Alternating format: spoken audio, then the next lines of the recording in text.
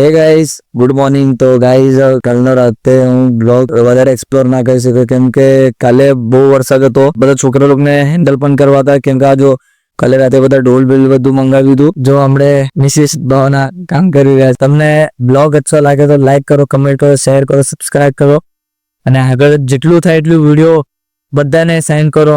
અને કે જો એક આ છે નાની મૂર્તિ આ મારી અને આ મોટી વાળી મૂર્તિ પપ્પાની છે. એટલે બે મૂર્તિ છે આ વખતે ને આ ફર્સ્ટ ટાઈમ એવું બન્યું છે કહીશ કે હું પણ બેસાડું છું ને પપ્પા પણ બેસાડી રહ્યા છે. તો 10 દિવસનો બ્લોગ તમે કન્ટિન્યુ મળશે, તમે જોતા રહો અને એન્જોય કરો. Thank you. હવે આગળ તમે જોતા રહો કે અમને પપ્પા આવશે, મમ્મી આવશે, તો એના પછી આગળ બધાને એક એકનું રિએક્શન જોવા મળશે. તો ગાઈસ, હવે અમારા માટે ફરાળી છે.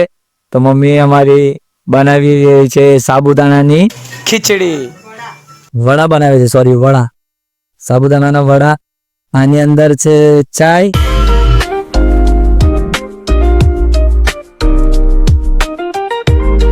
સો ગાઈસ, હવે અહીંયા તૈયારી ફૂલ ચાલુ છે અને બહુ મજા આવી રહી છે. ફર્સ્ટ ટાઈમ મારા ઘરે એવું થયું છે કે હું આજે હાજર છું મોજુદીમાં. નહીં તો હું દશામાના ટાઈમ પર નથી રહેતો કેમ કે મારા તમે જો ઢોલના ઓર્ડર હોય છે તો એ હિસાબથી મને ટાઈમ જ નથી મળતો. પણ આજે હું ફર્સ્ટ ટાઈમ મારા બધા ઓર્ડર કેન્સલ કરીને હું ઘરે છું.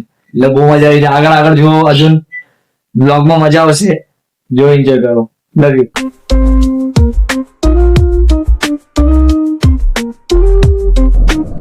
હવે સ્થાપના થઈ ગઈ છે. હવે તમે જુઓ પપ્પા હાર પહેરાવશે. તો ગાઈસ, હવે તમે જુઓ હવે સ્થાપના કરી દીધી છે. તો હવે પૂરું પ્રોપર થઈ ગયું છે. હવે પપ્પા અમારા ધાગા પણ લગાવે છે.